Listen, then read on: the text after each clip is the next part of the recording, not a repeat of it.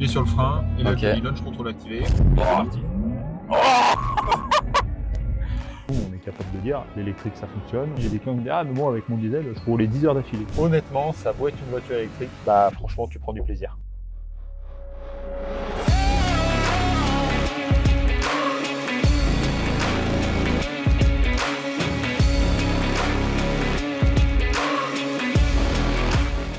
Bonjour et bienvenue dans cette nouvelle vidéo YouTube. Aujourd'hui, je suis avec Nicolas. Bonjour à tous. Et donc Nicolas, en fait, on se suit depuis le début mutuellement sur Instagram. Tout à fait. Et il y a 2 ou 3 semaines, j'étais au salon de Lyon. Et effectivement, à un moment, je fais une story sur une Porsche Taycan Cross Turismo, qui est une voiture que j'adore. Ouais. Je la filme et je dis, ah putain, ça, si vraiment j'ai de l'argent, bah, ça serait vraiment la voiture plaisir. Et je dis, voilà, mais par contre, j'ai pas le portefeuille. Et ni une ni deux, tu m'envoies un petit message en story en me disant, bah écoute, moi j'en ai une. Ouais. C'est ta voiture personnelle. Oui. Et il me dit, bah écoute, viens sur Bourgoin, Villefranche-Bourgoin, c'est pas très loin. Et je vais te montrer tout ça. Donc c'est pour ça qu'on est là aujourd'hui. Tu as une concession qui s'appelle Autochange à Bourgoin-Jallieu. Tout à fait. Donc, Et qu'est-ce que tu fais du coup? À Autochange Bourgoin, donc on fait de la vente de véhicules neufs et d'occasion et on fait beaucoup de recherche personnalisée. C'est-à-dire que voilà, on recueille les critères de nos clients. Déjà, on les conseille sur le choix du modèle, éventuellement de l'énergie, voilà, toute cette partie-là un petit peu conseil. Et ensuite, on va chercher le véhicule partout en Europe. Une fois qu'on a trouvé le véhicule, eh bien, on l'achète pour le revendre aux clients en France. On s'occupe de tout l'administratif et aussi éventuellement, si besoin, du financement. Là, Ok. on fait le leasing, on fait le crédit classique, etc.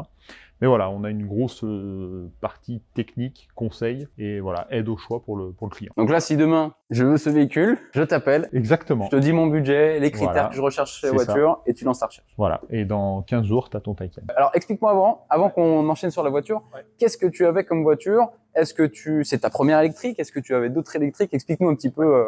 Alors, le cheminement, alors moi, j'ai toujours un véhicule, on va dire, qui nous sert un peu de chocard. Donc ça, c'est un véhicule qui fait partie de l'entreprise. C'est notre véhicule, on va dire, de démonstration pour un petit peu faire de la pub et de la com. Et donc, avant, j'avais, il y en a une juste là, qu'on pourra voir après, j'avais une Panamera, donc hybride, Ok. que j'ai eu pendant 2 ans. C'est des voitures c'est une voiture qui m'avait permis à l'époque, donc on remonte en 2020, hein, de faire découvrir la technologie hybride aux clients. Puisque déjà, les clients étaient déjà pour la plupart sceptiques sur cette technologie-là. Oui. L'hybride, ça consomme plus que l'essence, etc. Enfin voilà, toutes ces choses-là qu'on entend un peu aussi sur l'électrique. Et donc, voilà, cette Panamera, je l'ai gardée pendant 2 ans et demi, je l'ai revendue. Et puis, on avait de plus en plus de clients qui nous parlaient de l'électrique, mais qui connaissaient pas. Et puis, nous, en tant que vendeur de véhicules, on avait 2 choix. C'est soit on connaît pas, mais on parle quand même. C'est-à-dire qu'on va dire aux clients, non, mais l'électrique, ça va pas, ça marche pas, ça sert à rien, vous n'allez pas pouvoir partir en vacances, etc. Voilà. Ou soit, moi, je pars du principe que pour se faire une vraie idée, faut essayer. Faut essayer. Ouais. Voilà, Et faut c'est essayer. ce que tu as décidé de faire. Voilà. Donc, j'avais déjà quand même une expérience en électrique, puisque j'avais acheté en 2017 une Smart électrique comme véhicule de prêt. Puis justement, après, on ira la voir après. Puis après, une petite Honda E, Ouais. qui est très peu connue, mais qui me servait à me déplacer par là. J'en étais absolument ravi de cette voiture. Et du coup, là, c'était une voiture un peu plus haut de gamme et avec une autonomie plus grande. Je suis parti sur le Taycan. Pourquoi? Parce que déjà, le design de la voiture... Franchement, On dirait un c'est prototype. clairement, c'est la première fois que j'en vois une en blanche avec le rappel blanc. Voilà. Justement, on en reviendra de ces jambes blanches Ouais. parce qu'il y a une petite subtilité à savoir, Ouais. mais elle est. Voilà, et puis moi je voulais le break parce que c'est vrai que le Sport Turismo, je trouve qu'il est quand même plus sympa que la berline. Tu as le Taycan normal, qui entre guillemets est la berline. Ouais. Tu as le Taycan Cross Turismo, qui est un break avec l'esprit un petit peu baroudeur, façon A4 Allroad ou Mercedes Allrad. Ouais. Donc c'est un véhicule un petit peu rehaussé avec le tour des ailes en plastique. Pas forcément très très fan. Et en dernier, ils ont sorti le Sport Turismo, qui lui est ni plus ni moins que le break, mais sans les appendices plastiques et en version plus basse. Voilà. C'est vraiment le Taycan classique en break. Et là, j'ai eu l'opportunité de pouvoir en avoir une et donc d'essayer. C'est une voiture que j'ai eue en décembre 2022. Et du coup, j'ai fait quasiment 15 000 km avec. Donc ça va bientôt faire 1 an que tu as ce. Exactement, ouais. Et j'ai fait plus de 15 000 km avec. Et du coup, ça m'a permis vraiment de tester l'électrique, parce que là, pour le coup, j'ai fait des longs trajets avec, je suis parti en vacances avec, j'ai à peu près tout fait avec. Ta batterie, donc c'est une 88 kWh de capacité, c'est une plateforme 800 volts, donc ça prend 250 kW de puissance. Ouais. Tu m'as dit que tu avais chopé un pic à plus de 280. Ouais, c'est ça. Ouais. Donc autant vous dire que ça recharge vite. Voilà. Moi, c'était un des critères importants. Il fallait que la voiture charge rapidement au quotidien, donc c'est-à-dire en en courant alternatif. Donc là, on a une borne en triphasé. Donc il fallait qu'elle charge rapidement quotidiennement. Et le Taycan charge à 22 kW, ce qui est aujourd'hui le maximum qu'on peut faire en alternatif. Mais ça va vite, hein, parce que c'est-à-dire que j'arrive le matin à 30%, je repars 2h30 après, je suis quasiment à 100. Et il fallait aussi qu'elle charge très vite pour partir en vacances. Effectivement, bah là, voilà, ce week-end, j'avais pas eu le temps de charger, on s'est arrêté, on a dû passer 10 minutes dans la voiture, et peut-être 5-6 minutes dans la voiture, on a récupéré 40%. Donc là, aujourd'hui, il n'y a plus de contraintes par rapport à un véhicule thermique équivalent. Parce que là, il y a quand même 700 chevaux. C'est ça, 680 avec le boost. Et voilà, aujourd'hui, une voiture thermique de cette taille-là, en thermique de 680 chevaux, en conso global, même si tu es sur une hybride, tu es facile à 13-14 litres au 100. Donc voilà, aujourd'hui, pour moi, il y avait deux aspects. C'est qu'on roulait avec une voiture sportive essence de 680 chevaux, c'est un très gros budget aujourd'hui. Avec un Taycan, c'est le même budget qu'un diesel, hein, même moins. Ouais, bah oui, carrément. Donc là, t'as pas encore fait l'entretien dessus? Non. Et justement, tu avais la question de savoir si c'était plus cher ou moins cher. Ah bah c'est sûr que c'est moins cher, c'est obligatoire parce que bah, la Panamera, comme toutes les voitures thermiques, bah, à la petite révision, il y a quand même un filtre à huile, il y a de l'huile, il y a un filtre à habitacle, la grosse révision, bah, il y a tous les filtres, et bah, forcément, en termes de pièces et de manœuvre, sur le Taycan, bah, il n'y a pas de filtre, il n'y en a qu'un seul, c'est le filtre à habitacle. Ouais. Il n'y a pas d'entretien spécifique à faire, donc hormis les freins qui s'usent beaucoup moins parce qu'il y a la régénération, ouais. Je pense que l'entretien, à mon avis, alors je crois que j'avais demandé un tarif à Porsche, mais en révision, on était quasiment de l'ordre de 4 fois moins cher que la Panamera. D'accord. Donc ça fait quand même l'économie déjà que tu fais sur le carburant, l'économie que tu fais sur l'entretien, l'assurance. Alors nous, on est en assurance flotte. Ah ouais, donc c'est encore différent. Mais je pense que on est à peu près pareil entre la Panamera et le Taycan.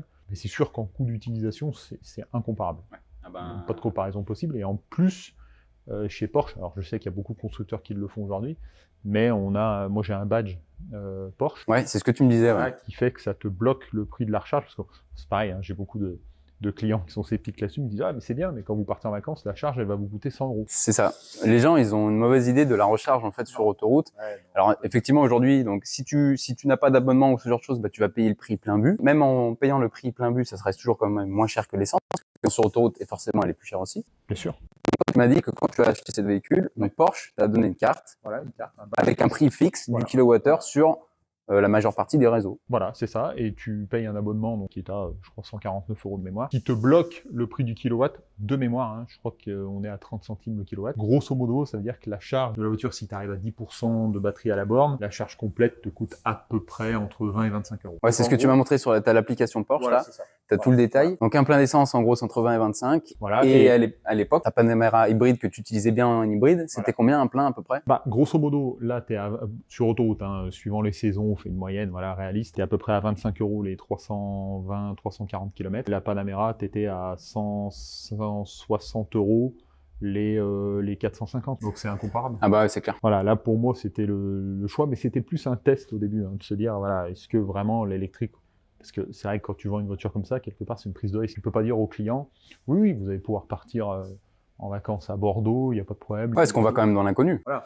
Si tu n'as pas les compétences dans la concession, ce que tu m'as expliqué tout à l'heure, tu t'étais arrêté donc sur une borne de recharge rapide sur autoroute, tu avais une personne qui était à côté avec un véhicule équivalent, qui chargeait sur une borne, en fait ça devait être une triphasée ou une 50 kW, une ancienne borne, et en fait donc tu m'as dit le gars était complètement dégoûté. Il était débité parce que ça faisait une semaine qu'il avait son Taycan, et puis bah, je pense que voilà, le vendeur avait dû quand même lui dire que ça chargeait vite, sans lui dire que bah, forcément la technologie évolue, donc il faut se brancher sur des bornes récentes pour avoir la puissance nécessaire, et lui il chargeait à 40 kg quoi. Donc c'est des trucs où tu te dis, je pense que quelque part, il y a peut-être des fois un peu un loupé. Alors c'est possible aussi que le vendeur, si ça fait longtemps qu'il est chez Porsche, lui, au fond de lui-même, il vend un Taycan parce que le client veut un Taycan. Ouais. Mais au fond de lui, il se dit, ça vaut quand même pas la bonne vieille 911 avec le flat 6. Hein, voilà. Mais aujourd'hui, moi ce que je voulais, c'est être sûr de moi. C'est-à-dire qu'aujourd'hui, j'ai un client qui va me dire, mais est-ce que vous pensez que je peux partir en vacances avec mon Taycan? Je dis, oui, écoutez, moi ça fait 15 000 km que j'ai traversé la France pour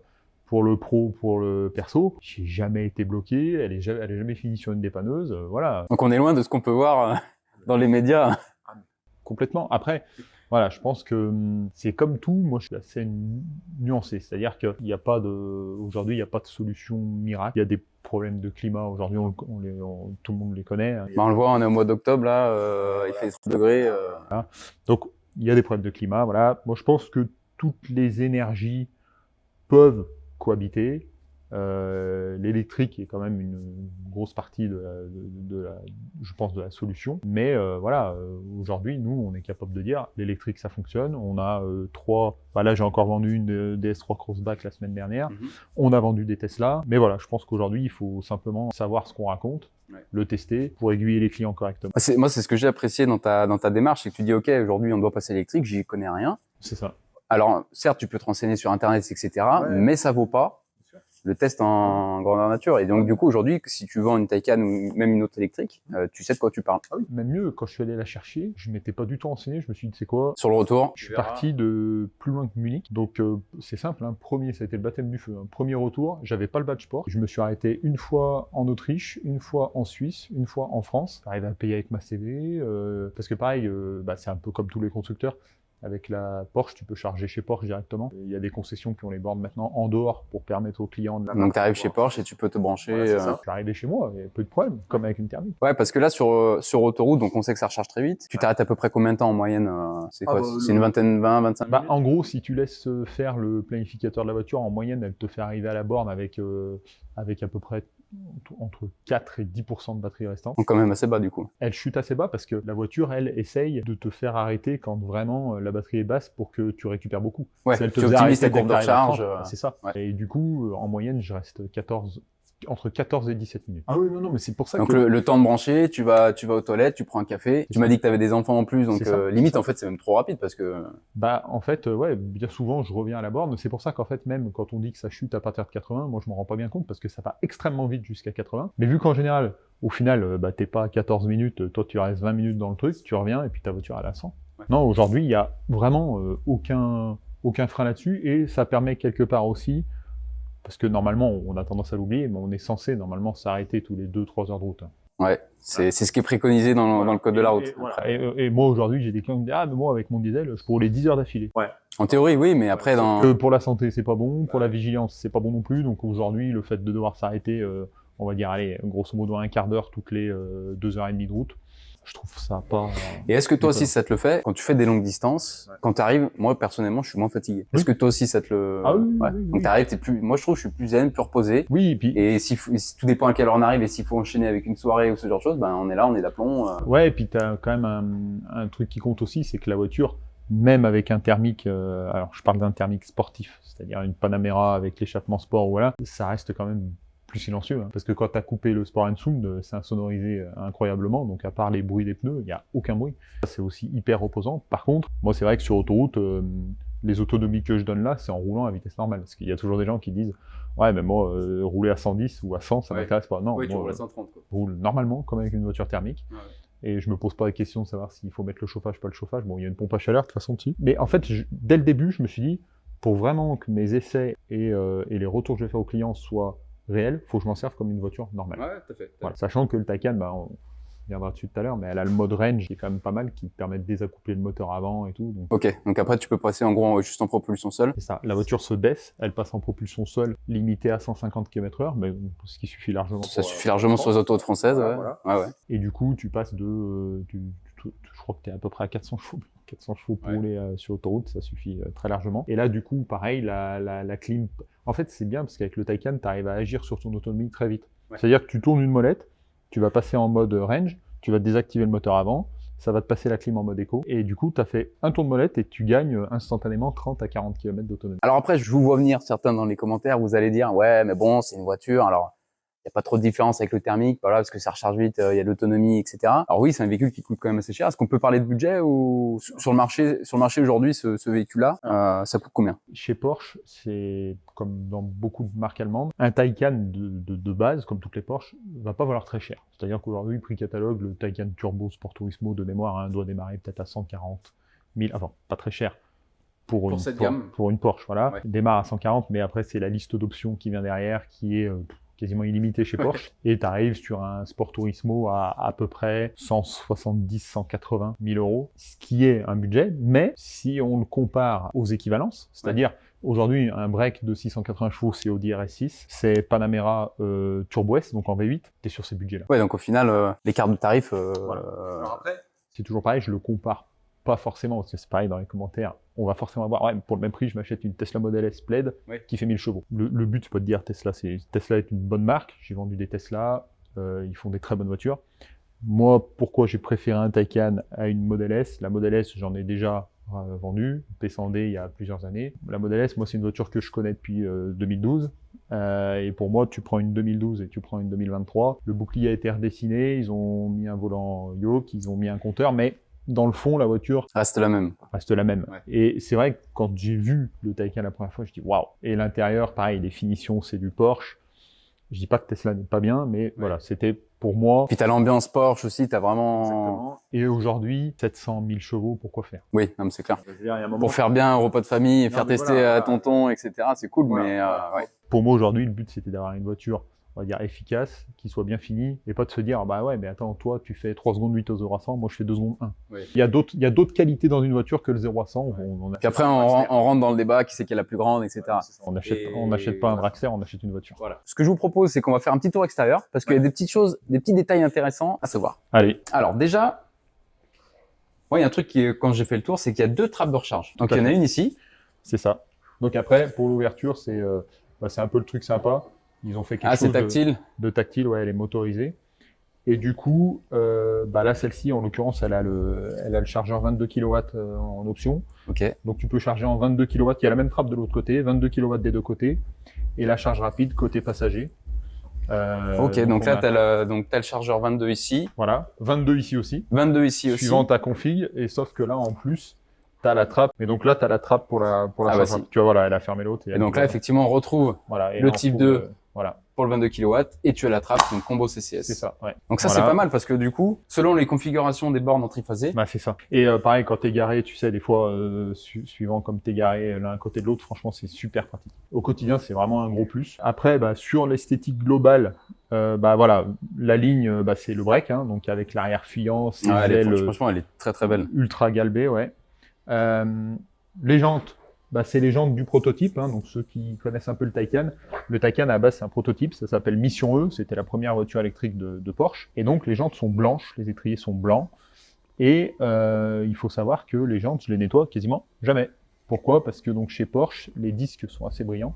C'est des disques de frein dans lesquels il y a du tungstène. C'est l'option PCCD chez Porsche. Et du coup, les freins ne se salissent absolument pas, tu vois. Donc la voiture est lavée, mais pas de poussière de frein, les étriers sont toujours nickel. Donc là, tu es en train de me dire que t'as jamais mis de produit ou quoi Jamais. que ce soit. Rien. T'as pas de poussière de frein. Pas du tout. D'accord. Zéro Et poussière. donc effectivement, hein, Ah ouais, tu peux mettre les mains, il y a rien du tout. Rien du tout. Et c'est pour ça qu'aussi tu m'as dit qu'ils se sont permis de faire des jantes blanches. Parce Ouais, que sinon, sinon, c'est pas possible. Bah non, tu passes ta vie à... Et puis les étriers de frein, même s'ils étaient nettoyés en permanence, dans les recoins, ça ferait noir. Ouais. Au bout d'un moment, c'est pas beau. ouais, carrément. Donc c'est pour ça qu'ils ont pu faire des jantes et des étriers blancs, ce qui est quasiment introuvable dans la production. Après, dans la config, celle-ci, alors là, forcément, elle est en position basse, parce que je roule toujours en position basse. Et t'as Donc, plusieurs positions du coup. Ouais, t'as plusieurs positions, et t'as le lift, heureusement, parce que sinon, c'est tu restes posé à tous les dodans. Elle a un pack Sport Design, donc avec les jupes spécifiques, le pare-choc avant spécifique. Elle a le pack noir brillant extérieur. Ouais. Elle a d'origine des élargisseurs de voie qui font que les jantes sont à fleur de l'aile. Ah oui. C'est un équipement qui est spécifique au Taycan sur mesure. Tu as 2 mm de plus à l'arrière qu'à l'avant. C'est vraiment fait pour se configurer parfaitement pour la voiture. Ok. Et à l'arrière, qui fait partie du pack Sport Design, tu as le gros diffuseur à l'arrière d'air. Pareil, ça c'est une petite option sympa, le Porsche en bleu avec le circuit imprimé qui est dans le feu. Ah ouais, c'est stylé ça. Voilà. Et puis voilà, au niveau de la config, alors pareil, hein, sur le Taycan, il n'y a pas de toit ouvrant. C'est soit tu as un toit panneau, soit tu as un toit en métal. Ok. Mais moi, je voulais le toit en métal parce que du coup, tu as le bosselage aérodynamique Ah oui. que tu peux pas avoir sur le toit en verre. Et je trouvais que ça faisait partie du design de la voiture. Et c'est ce qui lui donne ce côté vraiment prototype. En tout cas, franchement, dans cette config là, tout blanche, jantes blanches, Ouais. avec les petits détails noirs. Pareil, du coup, devant, avec le pack Sport Design, tu as les grosses jupes qui descendent, Ah ouais, super bas. franchement, la gueule de l'avant, c'est. Ouais. Et là, donc, tu vois, les volets qu'il y a là, c'est des volets qui sont pilotés. Donc, suivant la chaleur, ça se ferme, ça s'ouvre. Donc ça, c'est pour venir refroidir la batterie. C'est ça, ouais, la batterie et le chargeur. Quand tu charges en charge rapide, ça se met à refroidir, à ventiler. Pareil, elle a les clignotants teintés.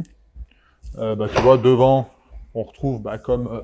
c'est vraiment comparable à une 911, hein, le coffre à l'avant. Alors par contre, c'est bien parce que ça te permet de mettre ton... Donc là, ouais, on a un chargeur. Frank. Donc là, tu mets Ouais. tes câbles, ta recharge. Ton câble ta recharge, sachant que ça rentre aussi à l'arrière parce que tu as un petit rangement sous le coffre. Ah, t'as un sous-coffre. Ouais. On peut aller voir justement le... Ouais, tu vois, tu as un petit... Alors déjà, t'as un coffre grand, hein. Ah bah le coffre, ouais, c'est comme sur la Panamera, j'ai rien perdu. Et là, tu as un petit rangement en dessous où tu as pas mal de trucs que tu peux mettre, mais le chargeur rentre. Ouais, Donc ok. c'est un gros avantage. Ouais, donc t'as sous-coffre. Un coffre qui est quand même relativement C'est ça.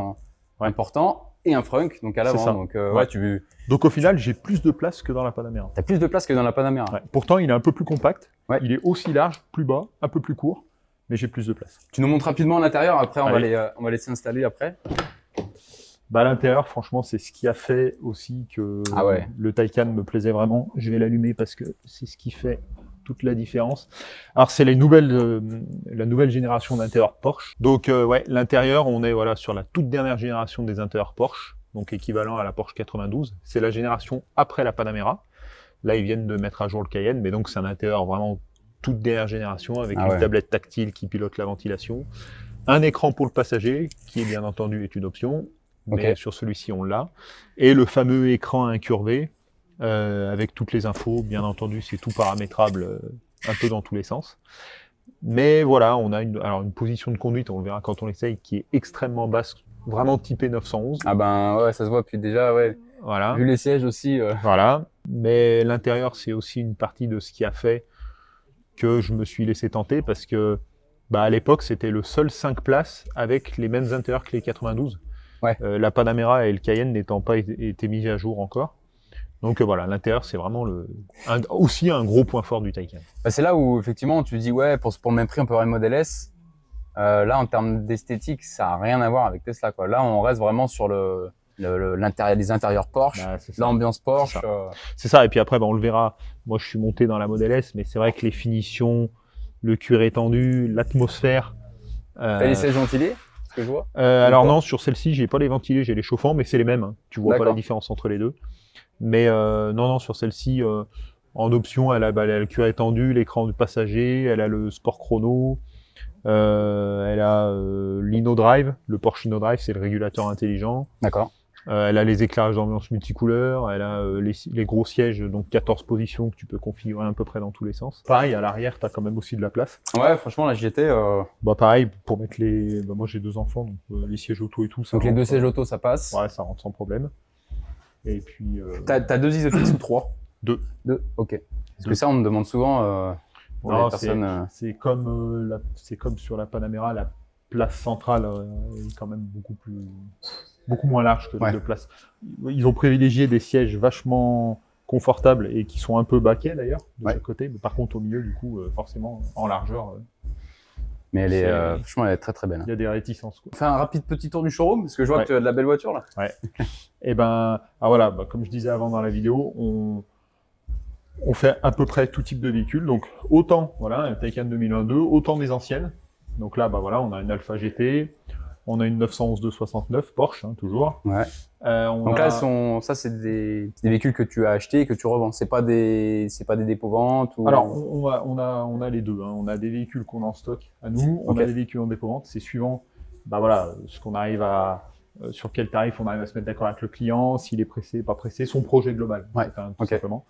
Donc on a les deux, du dépôt-vente, du stock. Là donc une 911 269, un BMZ3M, donc pour ceux qui sont un peu connaisseurs avec le moteur de la M3. On a là 2 hybrides, voilà, parce que c'est vrai que les hybrides d'aujourd'hui, le Cayenne de toute façon n'existe pas en Ouais, électrique. donc maintenant il est plus qu'en... Voilà, donc on a le Cayenne en hybride, on a une Panamera, exactement comme j'avais avant, Ok. donc pareil en hybride. Et puis là on a, alors hybride on en a pas mal, hein, parce que là on a un Range Rover, Velar, ouais. en Velar en diesel. Et là derrière, si on passe entre les deux, tac, et là-bas on a une Ah oui. 545E, Ah oui. hybride aussi. Donc on en a quand même pas mal. Et sur l'extérieur, En tout cas, juste pour ton showroom, il est très, on va dire, il est très classe. Quand donc là, c'est la porte d'entrée. En fait, Ouais. quand vous arrivez, vous avez l'arrière d'une petite Mini qui est coupée. C'est une petite banquette. Il y a un petit côté Ouais, c'est ça. salon. Donc voilà, je pense que vous allez très bien reçu ici. Bah après, on a essayé de faire quelque chose d'un peu sympa. Et tu vois, l'hybride, bah, on en vend vraiment aussi pas mal. L'électrique et hybride, on en vend de plus en plus. Là-bas, c'est un X3 hybride, tu vois, qui attend son futur client. Et on est aussi fan d'anciennes, parce que là-bas, tu as deux vieilles IBM. Ah oui, deux vieilles BM là-bas. Je vous fais un petit zoom. Un 635 CSI et une 320i cabriolet. Donc E30 pour ceux qui connaissent. Ah, elles sont belles. Hein. Voilà. Et là, derrière, alors ça aussi, c'est une auto qui est quand même intéressante d'en parler, parce que c'est une petite Smart Fortwo électrique de 2014 que j'ai acheté en véhicule de prêt il y a maintenant 4 ans. Et c'est quand même intéressant parce que c'est une voiture du coup qu'on emmène en entretien chez Smart du fait que c'est une électrique. Et à la dernière révision, la santé de la batterie était à 94%. Et c'est une voiture qui va avoir 10 ans. Donc au bout de 10 ans, ta batterie quand tu l'as achetée, quand la voiture est neuve, elle est à 100%. Voilà. Et là, donc au bout de 10 ans, tu as perdu en gros 6% de sa capacité. C'est ça. Donc ce qui est rien. Rien. Et puis c'est une auto qui va pouvoir encore faire beaucoup de kilomètres. Là, je crois qu'elle a 40 ou 50 000, sachant que la Smart est une ultra citadine, donc ça fait quand même pas mal de trajets du coup à 0 g de CO2 quand même. Et c'est une auto, on n'est pas du tout prêt à changer la batterie, parce que la batterie elle est parfaite. Ouais, la batterie elle est clean. L'autonomie est pas folle, mais voilà, ça suffit pour une Smart. Hein, elle faisait 80 km. Ouais, ça reste une citadine. Hein, quand tu fais 80 km en ville. Moi, l'autonomie. Aujourd'hui, je pense l'autonomie est une chose, la vitesse de recharge est importante aussi. Mais aujourd'hui, avoir une Smart qui ferait 400 km, j'ai du mal à voir. Ouais, il n'y a aucun intérêt. Il n'y a pas de Smart Fortwo qui font l'intérêt. À côté, on a une petite DS3 Crossback électrique aussi, qu'on a livré à une cliente la semaine dernière. Ouais, donc t'en as quand même un petit peu, l'élec, hein. Ouais, en fait, à partir du moment où s'adapter, là, tu vois, c'est une cliente qui, pareil, nous a dit, je roule pas beaucoup. On lui a dit, écoutez, pourquoi pas passer sur l'électrique? En plus, c'est vrai que le DS3 Crossback en version thermique, les essences, la fiabilité a été aléatoire à un moment. Elle n'a pas besoin de beaucoup d'autonomie, parce que c'est vrai que le DS3 Crossback n'a pas une autonomie qui est énorme. Hein. Ouais. Ça fait 280-300. C'est la même plateforme que sur la i208. C'est ça, exactement. Voilà. Et du coup, ça lui suffisait, donc elle en est ravie. Et derrière, alors, on a quelque chose de plus rare. Alors ouais, là tu m'as montré tout à l'heure, j'en avais jamais vu. Ouais. Alors ça, c'est une Honda E. Cette Honda E, un petit peu par hasard, en 2021, elle était à vendre aux enchères, parce que comme tous les professionnels, on achète aux enchères. J'ai dit pourquoi pas, une Honda E, encore une fois, dans le but d'essayer. Et c'est une petite auto qui est extraordinaire, comme je t'ai dit tout à l'heure. Ah ouais, j'ai été bluffé quand même. C'est super bien configuré, c'est extrêmement moderne. Vous avez les rétro-caméras. Voilà, c'est bardé d'options. C'est équipé comme une... franchement, elle est équipée comme le Taycan. Hein. Elle a autant d'options que le Taycan, quasiment. Ouais, franchement, j'ai été impressionné. Ouais. Voilà, et... une petite bouille qui est vraiment sympa. Voilà. Elle n'a pas d'autonomie, mais moi, je l'ai achetée en connaissance de cause. Pareil, c'est une voiture... De toute façon, elle est petite, donc c'est pas une voiture avec laquelle on va partir en vacances avec femme et enfants. Ouais. Ça reste une citadine, hein, pour le coup. Voilà. Et elle fait 150 km, mais nous, ça nous suffit. Ça fait 2 ans qu'on l'a, on en est franchement ravis. C'est une super petite voiture, pas connue. D'ailleurs, la production s'est arrêtée, parce que je pense que quelque part, Honda est peut-être pas allé au bout des choses. Ça aurait été cohérent. Le prix n'était peut-être pas forcément un problème, parce que là-dessus, on achète un prototype, donc on comprend que c'est cher. Ouais. Forcément, une voiture avec des rétro-caméras, une voiture avec une enfilade d'écran tout le long, parce que c'est pareil. Ouais, je vais vous montrer l'intérieur rapidos, mais forcément, c'est plus cher qu'une E208 qui a 90% ou qu'une Mini qui a 90% de caisse commune avec la version thermique. Là, ça a été développé spécialement pour, donc forcément, c'est beaucoup plus cher. Mais je pense que voilà, si la batterie, je crois, de mémoire fait 35 kW, s'ils étaient allés un petit peu plus loin dans leur proposition et qu'elle aurait eu une autonomie au moins de 250 km, ça aurait été un carton beaucoup plus gros. Parce que franchement, elle a une bouille qui est super sympa. Ouais. Là, c'est la trappe où vous pouvez recharger. Donc c'est assez original. Donc ouais, elle est vraiment jolie. Il y a des jolies jantes. En fait, elle a vraiment tout pour plaire au niveau esthétique. L'intérieur, alors je sais pas si vous allez voir, mais tout à l'heure tu m'as ouvert. Mais je pense que ça peut valoir le coup de faire un petit test. Ouais, c'est ça. Parce que tu m'as montré l'intérieur. Et je me suis dit, ah ouais, on n'est pas du tout chez Honda. Là, je me suis cru chez BM, chez Mini. On est vraiment sur du haut de gamme. Et effectivement, aujourd'hui, ce qui a Donc c'est un prototype, ils ont voulu tester, ils sont pas allés au bout des choses. Non, Et effectivement, ça sortait à plus de 35 000 euros. Même 40? Ça sortait même à 40 000 euros. Plus de 49. Donc 40 000 euros, 150 km d'autonomie. Ça recharge rapide de 50 kW. Et petite? Et en les plus. petites, ouais, donc voilà, il y avait pas mal. Ah bah pour le même prix, t'avais une Model 3? Ouais, c'est ça. Donc ouais, c'est ce qui a fait qu'ils ont stoppé, mais en tout cas, elle a le mérite d'être là, d'exister. Et qui sait, du fait que la production est coupée, ce sera peut-être une future voiture de collection électrique. Mais c'est fortement possible parce que ça restera, à mon avis, une auto qui marquera les esprits de par son style et de par le fait que voilà, ça a été Honda, c'est le début de l'électrique. On reste quand même sur le début de l'électrique.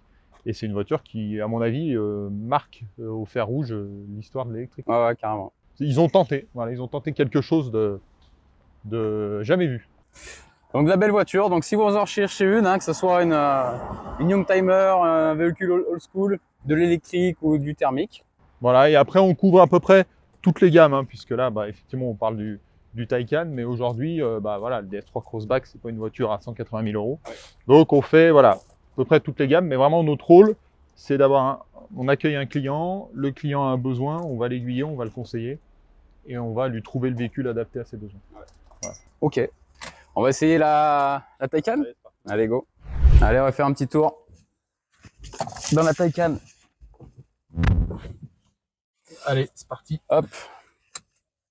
Déjà, ouais, on est bien installé. Ouais.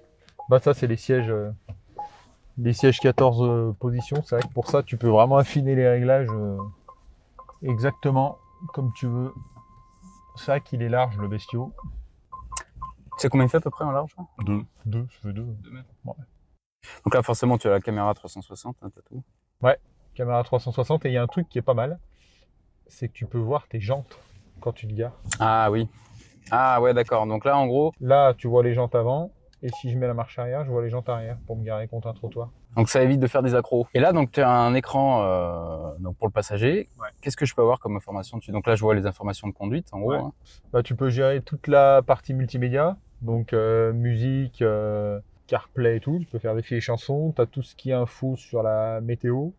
Ok. Et tu peux planifier les recharges, l'itinéraire. Ah, c'est-à-dire que le copilote peut prendre la main sur. Ouais. Ah, c'est pas mal. En fait, ça te permet de pouvoir garder l'écran central, par exemple, pour le GPS, et que l'autre personne puisse gérer le multimédia sans que. Parce que des fois, tu sais, tu bascules un peu d'un écran à l'autre et du coup, ça t'enlève un peu l'attention de conduite. Ouais. Bah là, non, bon, là, il y a 3 écrans, donc il y a de quoi faire. Et après, c'est toi qui choisis sur cet écran ce que tu veux comme information, je suppose. Exactement, ouais. Après, c'est le même principe que les écrans modernes. Tu as une roulette qui te permet de passer d'un compteur à l'autre. Et là, tu vois, je peux même passer en full carte complète. Ok. Est-ce qu'il y a l'affichage tête haute qui existe sur ce modèle-là? Oui. D'accord, Ouais. ça existe. Ouais. Alors qui, à mon sens, n'était pas forcément une nécessité, parce que dans la mesure où tu as quand même un compteur qui est déjà quand même assez haut, Ouais, là, t'es quand même très très haut par rapport à. et incurvé, que la carte était déjà dans le GPS, c'est pas un gros critère. Donc là, tu m'as dit que l'écran passager, c'est une option. Oui. L'horloge, ça, c'est l'horloge. Alors ça, c'est l'horloge et le sport chrono. D'accord. Ah, ok. Donc là, il sert d'horloge et tu as le chronomètre. Là, quand tu bascules normalement dans les perfs, tu peux avoir tout ce qui est accélération et le sport chrono avec le temps autour, etc. si D'accord. jamais tu fais du circuit. Ouais, tu retrouves vraiment tout ce qu'il faut pour faire du circuit. C'est ça. Ah, je viens de voir que la ceinture vient de me plaquer. Ouais, tu as les rétracteurs. Ah ouais, c'est cool ça. Donc après, tu vois là, pareil, donc chez Porsche, tu as toujours la petite molette qui permet de sélectionner les modes de conduite. Donc là, on est en mode normal. Donc le mode normal, c'est normal. J'ai moteur avant, moteur arrière. Ouais. Alors par défaut, le moteur avant se débraye et en cas de forte accélération, il va s'embrayer. Donc plusieurs modes de conduite. Là, tu vois, je suis en sport. Alors, il y a un truc qui est marrant sur le Taycan, je sais pas si on va l'entendre dans la vidéo, mais tu as une boîte de vitesse à l'arrière. Donc tu as une boîte de rapport juste sur l'essieu arrière. Et quand tu passes en mode sport, normalement, tu l'entends un peu rétrograder des fois. Voilà, tu vois, là, elle a rétrogradé un coup. T'as entendu? Ah ouais. Donc ils sont arrivés à reproduire le rétrogradage, on va dire, d'une voiture thermique D'accord. sur l'électrique. Et pareil, quand tu donc Sport Plus. Et un mode qui est assez sympa, c'est le mode Range. Donc là, c'est ce que tu expliquais tout à l'heure. Voilà, Ouais. c'est ça. Donc là, elle se met en Automax 120. C'est parce que suivant la circulation et où tu es situé par rapport au GPS, la vitesse limitée varie.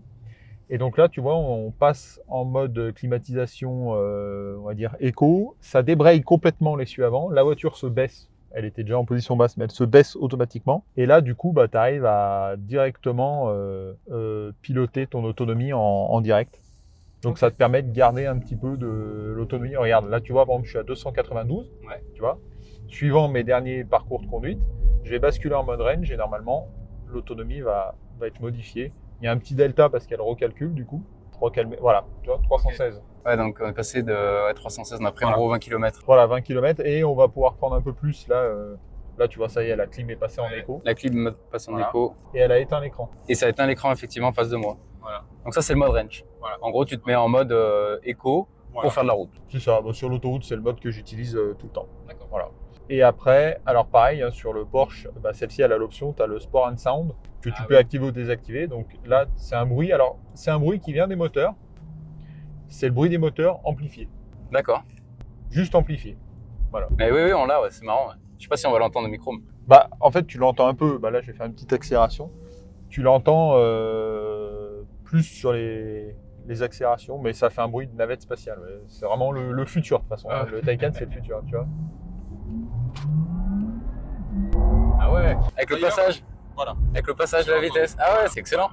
Je sais pas si vous allez l'entendre à la caméra, mais là, t'as vraiment la sensation d'être dans une thermique en fait. Ah, c'est ça. Le Taycan, c'est ça qu'il a d'assez exceptionnel, je trouve, c'est qu'ils sont arrivés à faire un véhicule électrique plaisir. Franchement, tu prends le Taycan sur une route un peu sinueuse, parce que bon, en ligne droite, les lignes droites c'est bien, mais c'est pas non plus, on fait pas que des lignes droites en voiture.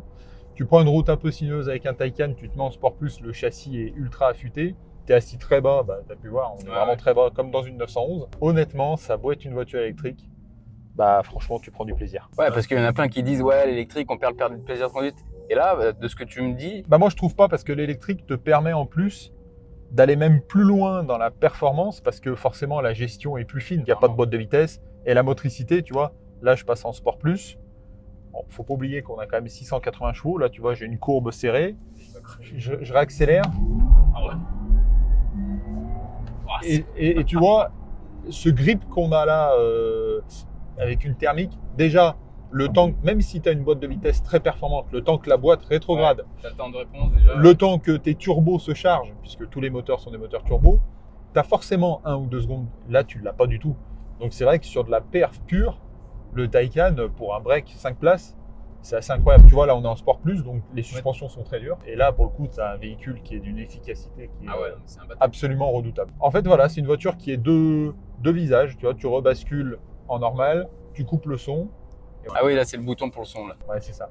Qui se met automatiquement quand tu te mets en Sport Plus. Alors, le Taycan, en récupération, c'est pareil. Hein, dans les voitures électriques, tu as plusieurs modes de gestion logicielle. Tu as des voitures où tu as le one pedal, donc ça veut dire que tu as beaucoup de récupération et tu peux du coup conduire à une pédale. Le Taycan, c'est pas du tout ça, tu as du roue libre. Ouais. Par contre, tu vois, là je suis en roue libre, je peux faire mais 300 mètres en roue libre. Okay. La roue libre, elle est incroyable sur le Taycan. Et tu as juste ici un mode là, un mode qui te permet de faire un petit peu de récupération, mais tu vois, c'est light. Hein. Alors, juste avant, là, j'ai lu un article justement sur la régène parce que je discutais avec JC de la chaîne EV, il me dit ouais, moi la Taycan, ce qui me gonfle, c'est qu'en gros il n'y a pas de régène. Et Porsche ne voulait pas faire de régène sur ses véhicules. Alors j'ai lu un article où apparemment tu appuies légèrement sur ta pédale de frein et c'est pas les freins qui vont prendre le relais, c'est un espèce de freinage régénératif. C'est ça. Bah, ouais, c'est exactement ça. Bah, de toute façon, tu le vois. Alors il faut mettre le compteur de puissance. Là, tu vois, tu l'as. Et là, on voit, là, tu vois, je freine. La récupération, c'est le vert là-haut là. Tu vois, tu as le compteur de puissance, là je débite de la puissance en bleu. Ouais, ok. Tu vois, et là, si je freine, en fait, automatiquement, là, tu vois, là, c'est pas les freins là, qui nous freinent. Là, c'est la régène. Là, c'est que la régène. Et plus tu appuies sur le frein, plus ça augmente ton... On l'entend parce que tu as le petit bruit.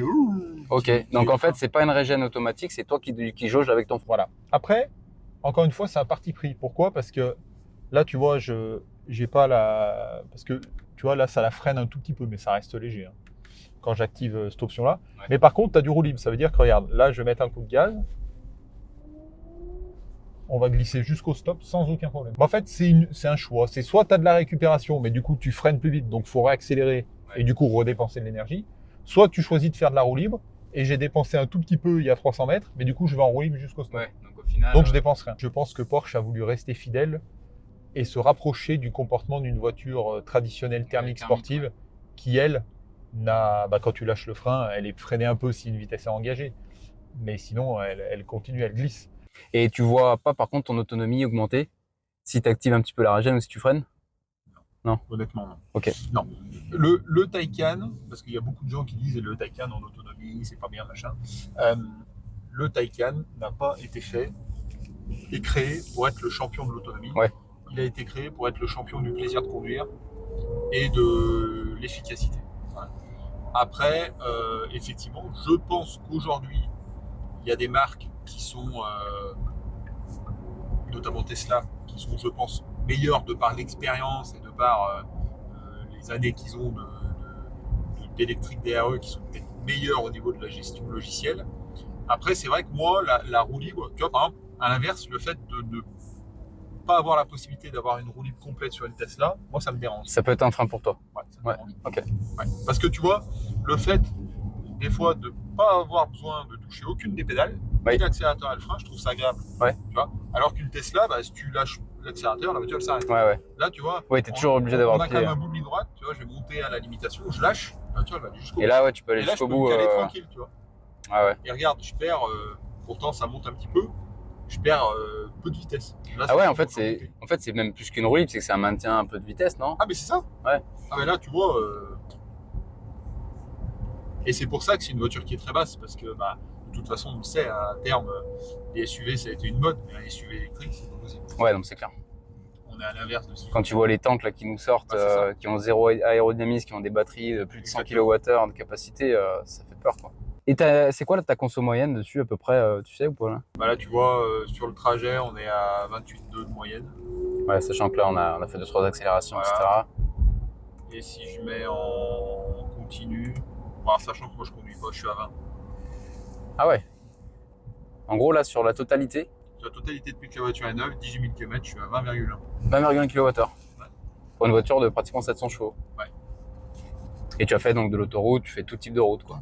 Ok. Ouais, donc ça reste quand même. Tout, et comme je t'ai dit, je la conduis comme une thermique. Ouais. J'ai Donc, envie de doubler, j'ai envie d'accélérer, j'accélère. Je mets la clim, elle est quasiment tout le temps en mode normal. Le mode range sur l'autoroute, parce qu'il y a un moment, ça sert à rien d'être ouais, c'est clair. avec 680 chevaux pour rouler à 130.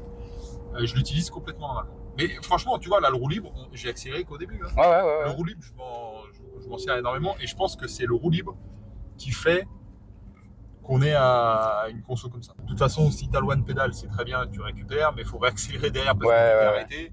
Et si tu es en roue libre, bah, tu n'as pas de récupération, mais tu accélères moins. Parce que, enfin, voilà. Ouais, ce serait intéressant de voir en termes d'efficacité quel est le mieux, quoi. Mais c'est vrai que tu vois, moi, tu m'as demandé à la conso, j'ai pas beaucoup de recul là-dessus.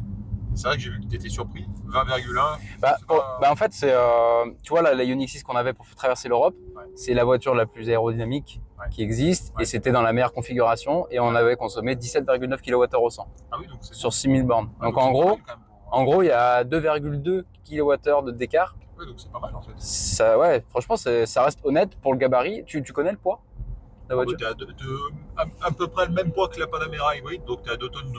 Ouais, ok. Franchement, pour le gabarit du véhicule et la puissance. 2 tonnes 2 avec les jantes. Alors, sachant qu'elle n'a pas les jantes aéro, oui. Elle a les plus grosses jantes en 21 et les pneus à l'arrière, c'est du 325. Donc ça reste quand même honnête. Hein. C'est une voiture qui sert beaucoup aux V7 clients, donc forcément, les clients ils achètent un Taycan qui est une voiture à vocation sportive. Ouais. C'est pas pour rouler. C'est clair. Là, on fait quelques accélérations. Donc, je pense que quelqu'un qui va acheter ça avec les jantes aéro, qui va acheter ça dans un esprit de vraiment faire de la conso, je pense que tu es capable de descendre largement en dessous de 20. Ouais. Et donc là, en gros, sur cette conso-là, tu m'as dit que c'était une batterie 88 kWh. Ouais. Donc en gros, tu peux faire, si tu fais un 0 à 100%, sur autoroute, tu peux faire entre 350 et 450. Voilà. Selon comment tu... Moi, ce que je dis, 450 sur autoroute, c'est jouable, mais vraiment, à mon avis, à 120. Voilà, et en été. Moi, je donne une moyenne sur l'année à 350, 60. Voilà. Ouais, ce qui est déjà largement suffisant. Quand tu as des gamins. Et puis, 10 minutes pour recharger. Ouais. Donc, ça veut dire que demain, je dois faire 800 km. Je vais passer 20 minutes à recharger pour faire 800 km. Ouais. 800 km, je ne les faisais pas avec ma Panamera et je mettais 10 minutes à faire le plein. Ouais, donc au final, ça te change rien, quoi. Non, franchement. Et puis, au quotidien, par contre, je gagne du temps parce que pendant que la voiture charge sur la borne du garage, moi je travaille. Et avant, quand j'allais faire mon plein, forcément. C'est ça aussi que les gens ils ont du mal à comprendre. Ouais. C'est qu'en fait en électrique, tu recharges à 90% de temps masqué, même tout le temps en fait. Parce que t'es chez toi, comme tu dis, t'es chez toi au boulot, t'arrives, tu te branches, tu fais ce que t'as à faire. Tu vas faire tes courses, tu peux aussi te brancher, tu vas faire tes courses. Sur autoroute, tu te branches, bah tu restes pas dans ta voiture. Tu vas aux toilettes, tu prends un café, tu vas dégourdir les jambes. Donc faut changer ces mentalités. Ouais. Et c'est justement ce que je veux faire. Je veux expliquer un petit peu aux gens sur ma chaîne YouTube, d'avoir des témoignages comme toi. C'est qu'en fait, passer électrique, c'est pas galère. Moi, tu vois, je me renseigne même pour essayer d'installer des panneaux solaires. Parce pour que être moi, complètement. le Graal ultime, ce serait de pouvoir charger la voiture au solaire. Et là, pour le coup, de me dire, hors production de batterie, mais là encore, tu le sais comme moi, on trouve de tout et on va dire de beaucoup de n'importe quoi. Et de se dire, voilà, aujourd'hui j'ai une voiture de 700 chevaux, je la charge en solaire. Donc c'est vrai que j'ai quand même, je pense, un bilan carbone qui est largement meilleur que celui d'une mais c'est sûr, Panamera thermique. Plus quand tu te recharges au solaire. Voilà. Je vais te faire quand même un petit launch control sur une zone ouais, vas-y. qu'on a qui est juste à côté parce qu'il vaut le coup quand même le launch control Vas-y. du Taycan. Donc là, tu vois, il faut passer en Sport Plus pour avoir accès au launch control. Donc là, c'est la même procédure que les thermiques. Pied sur le frein. Pas sur le frein. Ouais. Est-ce qu'elle se baisse un peu comme la Tesla Model S ou? Elle est déjà baissée. Là. Moi, je roule toujours en position basse. Ok. Je préfère esthétiquement. Pied sur le frein. Et là, le launch control activé. C'est parti. Quand j'ai eu cette voiture, j'ai jamais eu d'électrique très puissante. C'est la reprise. Tu vois, là, on est à 40 km/h. Ouais, là, t'appuies là. 45. Oh, la violence. Oh, les secoués de ouf. Et c'est ça en fait qui est incroyable aussi avec l'électrique, c'est le fait que c'est absolument instantané. En plus, c'est vrai que le Taycan avec sa boîte de vitesse, bah du coup il passe sur le premier rapport quand tu es à basse vitesse, il passe la 2, mais la 2 se passe normalement assez haut, hein. Je crois qu'on va vers 80 km/h. Bah là tu vois il est rétrogradé. Ouais, c'est marrant ces petites vitesses là. Mais franchement, ça m'a fait pratiquement la même sensation que j'avais essayé la Model X LED. Ouais. J'ai eu la même sensation. Bah, je pense que en termes de chiffres, le Taycan, vu qu'il a une boîte 2 vitesses, 2 rapports, hein, je veux dire, je pense qu'effectivement au 0 à 30, il est un peu moins bon, mais parce que voilà, il y a par contre, t'as la deuxième après qui est. T'as la deuxième qui embraye, donc sur le 0 à 200, il est quand même très bien, même si on s'en sert pas tous les jours. Mais encore une fois, l'atmosphère de la voiture, comme on a installé dedans, la précision du châssis, les finitions, le design. 0 à 100 c'est bien, mais on s'en sert mais c'est clair. pour faire le spectacle. Moi, je suis quand même impressionné par la conso, quoi.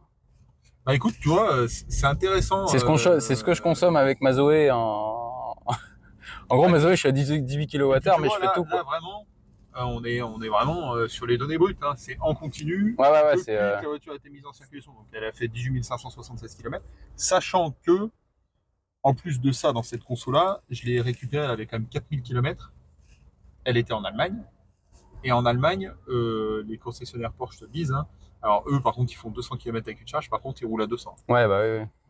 Donc, je pense que clairement, les premiers 4000 km, elle a dû faire une conso quand même un peu plus haute. Ouais, carrément. Parce que par contre, ils roulent. Ouais. Et c'est aussi, je pense, quand même l'avantage du Taycan, parce que moi, j'ai quand même beaucoup de clients qui sont sceptiques et qui me disent « l'électrique, c'est bien, moi, je vais pas rouler à 110. » Et le Taycan est, je pense, une des meilleures voitures pour rouler à vitesse normale sur autoroute. Ouais, bah de toute façon, elle a un aéro qui est hyper travaillé, quoi. Elle a un aéro et puis elle a la boîte de rapport. Ce qui fait que je pense qu'à vitesse comparable, elle a ses moteurs qui tournent moins vite qu'une voiture électrique standard. Ouais, comme quand tu passes des vitesses. Voilà. Et moi, j'ai fait des essais. Franchement, il y a une différence hein, entre 110 et 130. Ouais, c'est pas. C'est insignifiant. Ouais. Insignifiant. Ok. En tout cas, l'intérieur, il est vraiment chouette. Là, tu as des petits détails de rappel blanc. Ouais. Bah pareil, c'est tout configurable. Donc c'est tout surpiqué, c'est tout en cuir hein, partout. Alcantara, tu peux tout faire. Hein, ouais. C'est ça l'avantage de Porsche comparé à Tesla par exemple. Ouais. C'est que là, tu peux vraiment faire ta voiture personnalisée. Tu parlais du planificateur. Bah, écoute, moi, franchement, je le trouve vraiment bien fait. Là, tu vois, donc Paris, elle est en train de calculer. Donc bon, c'est 4h37. Là, elle est en train de regarder. Parce que là, tu vois, ça nous dit d'arriver à moins 69, mais sans recharge. C'est en train de calculer. Voilà. Donc en gros, on sait que voilà, c'est 71. Et de ce que j'ai compris, avec l'autonomie actuelle, c'est là où tu peux aller. Voilà. Donc là, elle te dit que tu vas. Alors elle essaye de faire soit des arrêts courts. Là, tu vois, tu t'arrêteras une fois 14 minutes. il y a 4 bornes sur 6 qui sont dispo. Elle te met pas le deuxième arrêt parce que c'est trop loin, donc ça va, il y aura trop de variables. Et elle te met pas encore le nombre de bornes disponibles parce que vu que c'est dans trop longtemps, Oui, il oui, n'y a aucun d'accord. intérêt Ok. qu'elle te le mette maintenant. Voilà. Et si tu cliques dessus, tu as le détail, elle te dit où tu vas aller, donc c'est Ionity. Ouais. Elle te dit que elle a prévu de te faire passer de 13 à 70. Pourquoi elle te fait pas charger à fond? Parce que elle, le but c'est que tu t'arrêtes le moins longtemps possible. Ouais. Mais si t'as pas envie de t'arrêter la deuxième fois, tu peux très bien aller jusqu'à 100 et t'arrêter qu'une fois. Après, c'est toi qui jauge. Elle te dit que c'est logique pour Et elle. c'est fiable les 13%? Ouais. Ouais, t'arrives. Ah ouais. Franchement, si tu respectes les limitations et que, parce que donc chez Porsche, celle-ci elle a l'Inno Drive. Donc ça veut dire qu'elle automatiquement, elle va te faire passer sur l'autoroute. Elle part du principe que tu es censé rouler à 130, donc elle va faire passer automatiquement en Eco Range pour économiser la batterie. Et elle va s'adapter aux limitations de vitesse. Donc si tu as un panneau qui passe à 110, elle va se remettre à 110. Ok. Elle va s'adapter seule aux limitations de vitesse. Et après, elle va recalculer l'itinéraire en fonction, par exemple, si tu loupes ta recharge, elle va le Ça va modifier. adapter en continu Mais ton tu vois, trajet. c'est quand même assez détaillé. Ouais, bah en fait, t'as ce qu'il faut, hein. Tu sais que voilà, en gros, donc là, il nous faut 5 heures pour aller sur Paris, t'as nombre de kilomètres, et en gros, t'as 21 minutes de recharge. C'est ça. Avec une autonomie, aujourd'hui, t'as 290. Ouais. Et donc, tu me disais, donc, elle est à la lecture des panneaux, forcément. Ouais. T'as le maintien dans la voie. Ouais. L'Inno Drive, donc c'est le régulateur intelligent de Porsche. En gros, c'est comme l'autopilote. Voilà, chez Tesla. C'est ça. Exactement. T'as des freinages un petit peu fantômes ou... Ouais. Ouais. Alors, tu veux dire...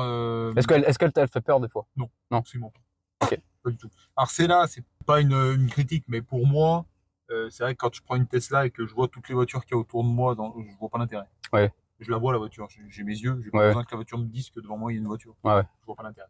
Par contre, c'est là, je pense peut-être l'avantage, c'est que Porsche, c'est le groupe Volkswagen. Ils font des régulateurs adaptatifs depuis plus de 10 ans. Donc, ils ont l'expérience là-dessus. Donc, un Taycan va se comporter comme une Audi A8, va se comporter comme un Touareg, va se comporter comme une Panamera. Donc, il n'y a pas de surprise.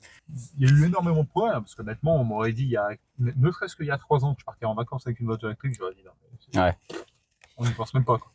Et là, aujourd'hui, tu vois, je le fais de manière normale. Ouais, tu te poses même pas de questions, voilà. Tu rentres ta destination. C'est ça. Bah écoute, merci à toi Nicolas, c'était vraiment super top, très enrichissant ce test, et franchement c'est une voiture, franchement, si demain j'ai vraiment les sous pour moi la question se pose pas, ça sera une Porsche Taycan. Si vous aussi vous avez une voiture à faire tester, alors que ça soit une Taycan, une Zoé ou autre, hein, n'hésitez pas à me contacter dans la description, je mets mon petit mail et ça sera avec plaisir. Donc moi je suis proche de Lyon, hein, donc voilà, je peux rayonner autour de Lyon, je viens vous rencontrer, comme ça vous me présentez votre voiture, vous m'expliquez ce que vous aviez avant, etc. C'est avec grand plaisir de vous accueillir sur la chaîne, et écoutez, à très vite pour une prochaine vidéo. À bientôt.